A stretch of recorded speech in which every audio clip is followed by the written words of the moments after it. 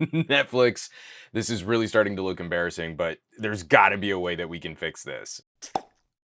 Rambling editorial. I'm not working off a script or anything like that. A massive corporation like Netflix is trying to figure out new methods of monetization. It just looks really bad. We're starting to get all the details, and we're starting to see the language on Netflix about how multiple accounts or multiple streams, concurrent streams, can be used with your account, and that there's a monetary value for things like number of users and the resolution that you stream your content. In our family, we just recently kicked down to just the standard flavor of Netflix. It really hasn't bothered us going from the bestest 4K down to the 1080p. And part of the problem is I kind of get that Netflix as a service is responsible for generating a ton of internet traffic. Interconnections and how they reach their customers is dependent on ISPs and cell phone providers. All that stuff gets really expensive, and we can be salty with Netflix for jacking up prices, but we're seeing across the board the streaming landscape is letting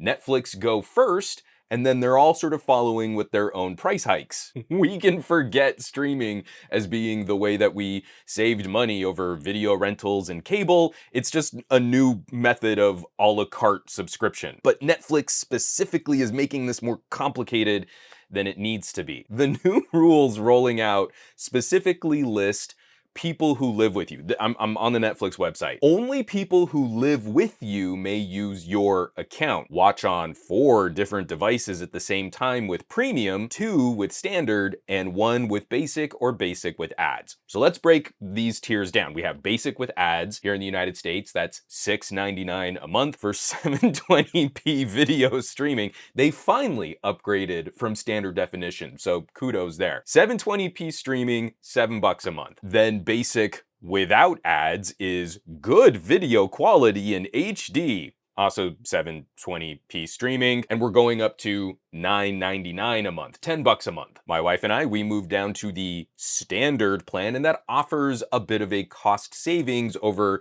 the basic without ads. So we move up to 1080p streaming, which really should be the default in a land of HD TVs. But while we can watch on any phone, computer, or tablet, we can stream 2 devices at the same time. So instead of spending $20 a month to have 2 computers watching Netflix, they kind of cut the price in half for one of those lines. But then the premium tier just kind of throws another wrench into all of this. Premium, our best video in Ultra HD quality and HDR, $19.99 a month, $20 a month for up to 4 concurrent streams. This is the main problem. Netflix is telling us that there is a monetary value to the number of concurrent streams, and that there's a monetary value to the resolution, the quality of the stream. We have plans that go from 1 single user to 2 concurrent streams to 4 concurrent streams. It doubles. And then we've got 3 tiers of video quality, 720p, 1080, and 4K. But I can't pick and choose what number of users I want to support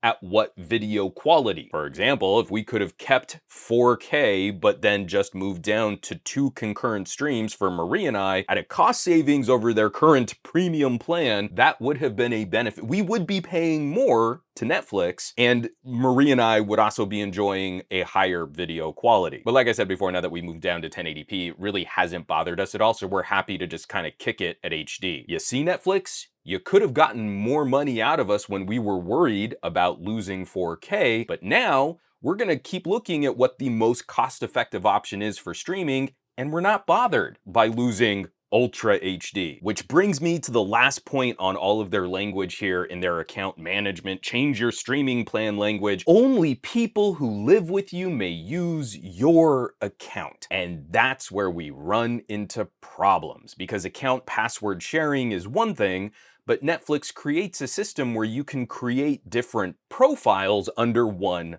umbrella. You can have 4 devices streaming at the same time, but you need different profiles, which kind of feels like they're separate accounts. Netflix is tracking all the information in one profile, and that's different than the information in another profile. The whole point of Netflix after DVDs in the mail was a thing, the whole point was that this was now a web-based service that could go anywhere you were. So now trying to restrict it back to a mailing address, like we were mailing DVDs again, is trying to put the genie back into the bottle. Oh no, the horses are gone. Better close the barn doors. This is where consumers are absolutely correct to be monstrously frustrated with this strategy because we learned it from watching you, Netflix. We learned it from watching you. It's so clear. It's so many examples of how this change in language and this change in strategy hurts some of those higher paying Netflix subscribers, those people who are maybe managing an account for a loved one who isn't as tech savvy or trying to subsidize the lifestyle costs of a student. This is so easy to see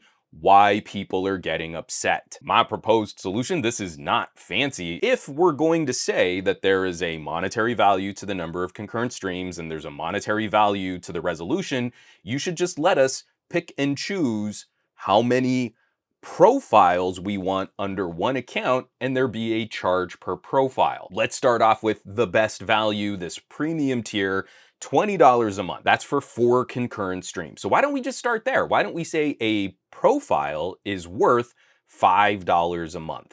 I'll even be magnanimous to Netflix and let's say a basic with ads profile is $5 a month when it's under one of these umbrella plans. And from there, then we can kind of pick and choose some of those individual features or perks that we might enjoy. That way, a parent could have like 6 different profiles and then be able to sort of pick and choose different quality settings. A student might not need fanciest 4K streaming capabilities.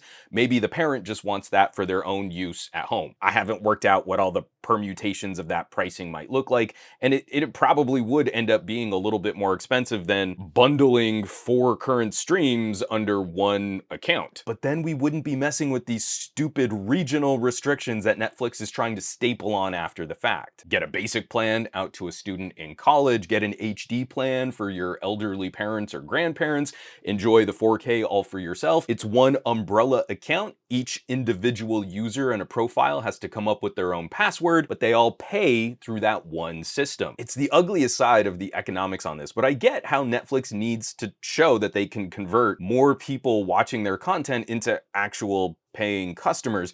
But the way that they've formatted their plans now directly works against their system for verifying account location. That's too messy, and all you're going to do is encourage people to not only leave your service, but look at alternative methods of acquiring your content. The whole dream of streaming was that it was easier, more convenient, and better cultivated than piracy. In a sea of streaming services now. If you're trying to tell us that there's a monetary value to an account, then we need to do a better job of defining what an account really is. I don't need 4 concurrent UHD streams in this house. That is a bad way to do this. But I would happily reach out to a couple friends, maybe some family members, stitch together a couple different profiles under one main account, especially if we can bundle, find a little cost savings. We figured this out with cell phones. There are family plans that we can kind of use as a loose model for this Netflix. It's really not as difficult as you're trying to make it. But I've rambled on long enough. That's where I'm gonna go ahead and wrap up this spitballing editorial here. What do you think helps the optics of Netflix? We've already seen that this kind of basic with ads tier actually has contributed to Netflix's bottom line. Not only have they not lost subscribers, they picked up more subscribers than they thought they were going to. They beat their quarterly expectations with the first full cycle of this plan going into action. But it's really the premium tier customers that I think have the right. I mean, I think they're correct in being as frustrated as they are with this change in terminology. We spend less with Netflix because of the way that they're changing how these plans work. What do you have to say about this? What do you think would make this look better for Netflix? Because where Netflix goes, a bunch of other streaming services are probably gonna sneak in and copy them after. We're gonna get real mad about Netflix price hikes, but then Disney Plus goes and does the same thing. As always, folks, thanks so much for watching, sharing these videos, subscribing to the channel. All the support lately has been amazing. If you're checking out my home site, SomeGadgetGuy.com, if you're buying some merch, or if you're checking links in the description, or if you're joining the list of names scrolling by on your screen from my Patreon, patreon.com/SomeGadgetGuy. This list is basically the coolest collection of tech pals in the universe. So I hope you'll check them out. Now, you know where you can find me around the rest of the internet, at SomeGadgetGuy on the Twitters and the Twitch, reviving a Flickr account, spending a lot of time on the Mastodons these days. Not so much on the Facebooks or the Instagrams, but I'm still there too, and I will catch you all on the next video.